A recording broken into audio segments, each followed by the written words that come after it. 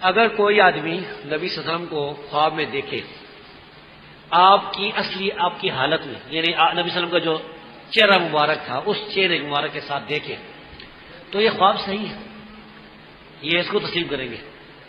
لیکن یہ کون دیکھے گا؟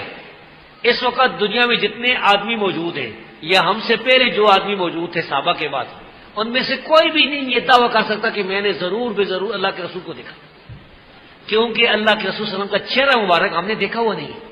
جب صحابہ کہتے تھے نا کہ اللہ کے رسول صلی اللہ علیہ وسلم کو ہم نے دکھایا تو ان کی بات بالکل صحیح تھی، یہ بالکل حدیث تھی۔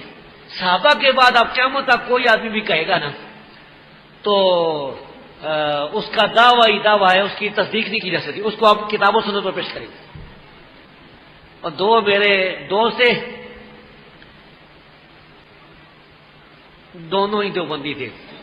ایک کہتا ہے کہ میں نے خواب میں دیکھا کہ نبی صلی اللہ علیہ وسلم فرمایا یہ اہل حدیثوں سے بچ کر رہو، اور دوسرا کہتا ہے کہ میں نے خواب میں دیکھا کہ اللہ کے رسول فرمایا تبلیغی جماعت والوں سے بچ کر رہو۔ تو فضول بات ہے، اس کا کوئی ثبوت نہیں، خواب کا۔ اچھا، بعض لوگوں سے آپ پوچھتے ہیں کہ اللہ کے رسول صلی اللہ علیہ وسلم کی شکل بیان کرو۔ ایک آدمی نے میرے سامنے بیان کی، کہتا کہ بڑا نورانی چہرہ تھا، بالکل سفید داڑھی تھی اور بڑا نورانی چہرہ تھا۔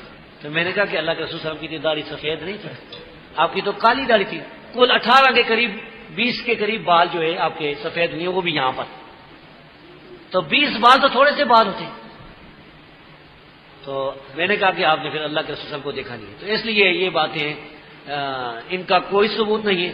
اگر کوئی آدمی اللہ کے رسول صلی اللہ علیہ وسلم کو آپ کی صحیح صورت میں دیکھ لے تو پھر وہ صحیح ہے، لیکن اس کا ثبوت تو اب دنیا میں نہیں ہو سکتا ہے، یہ مرنے کے بعد ہی پتہ چلے گا۔